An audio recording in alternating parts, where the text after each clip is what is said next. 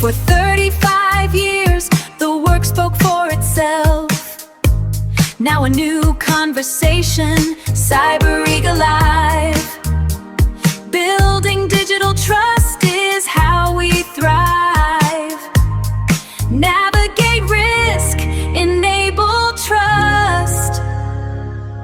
Build resilience for future. Cyberegalive. Hi there.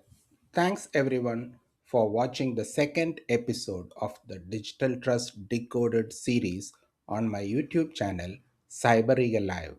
There, we had gone through the various nuances around AI risks. And welcome today to this third episode.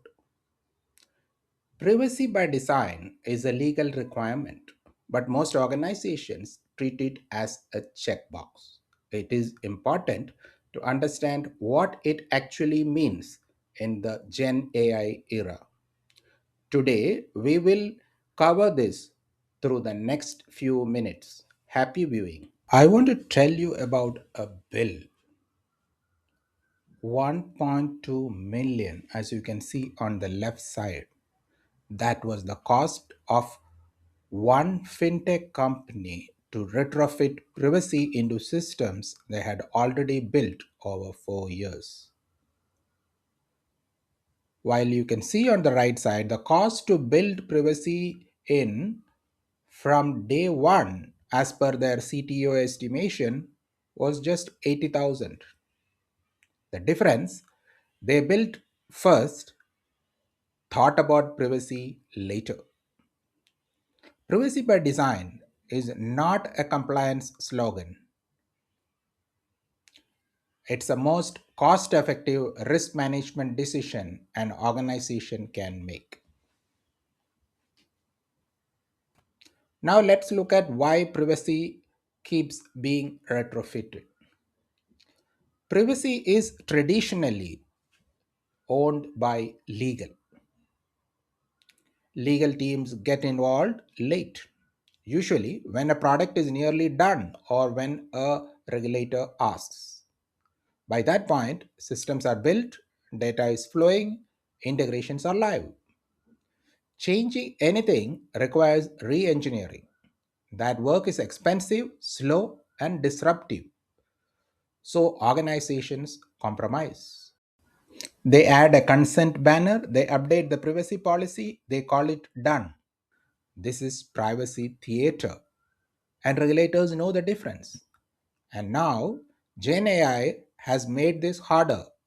AI tools processing personal data, models trained on customer interactions, third party AI that employees use daily. Most privacy programs have not caught up. Now let's look at the principle that matter most. Out of the 7 privacy by design principle, in my view, these are the 3 that are the most important to get right first. First, privacy as the default. The most protective setting must be automatic. Users should not have to work to protect their privacy. Second, privacy embedded into design. Privacy decisions must happen at the requirement stage before a line of code is written. Third, full functionality. Privacy and usability are not a zero sum trade off. Good privacy design is also good experience design for the user. The shift required move privacy from a legal review at the end to an engineering consideration from the beginning. Now, with the advent of Gen AI, the privacy problem is getting more complicated or compounded. Let us spend a moment on the Gen AI dimension because this is where most organizations have a significant unaddressed gap. If your teams use AI tools that process data, especially personal data, drafting tools, customer service bots, HR systems, etc., you have privacy obligations for that processing. Was the personal data collected with consent for AI processing? Probably not explicitly. When employees input personal data into a third party AI tool, who is the data processor? What are their retention obligations?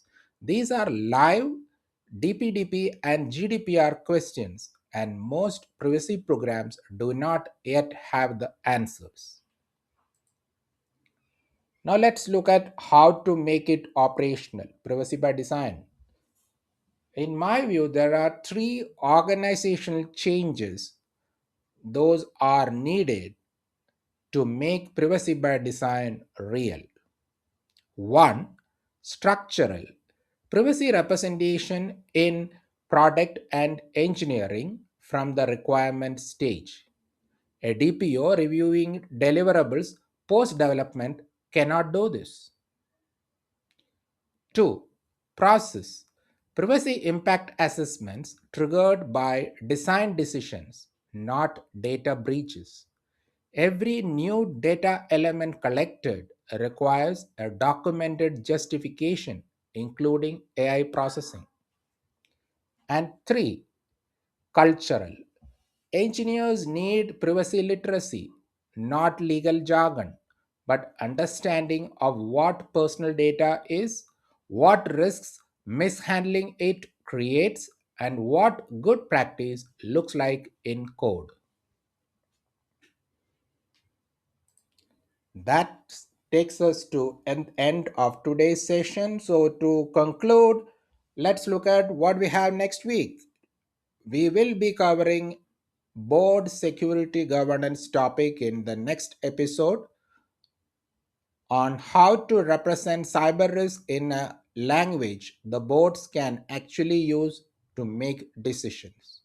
Please like, share, and subscribe my channel. And tell me in the comments, has your development team ever been formally briefed on privacy by design? Thanks for viewing. Thank you. Bye bye.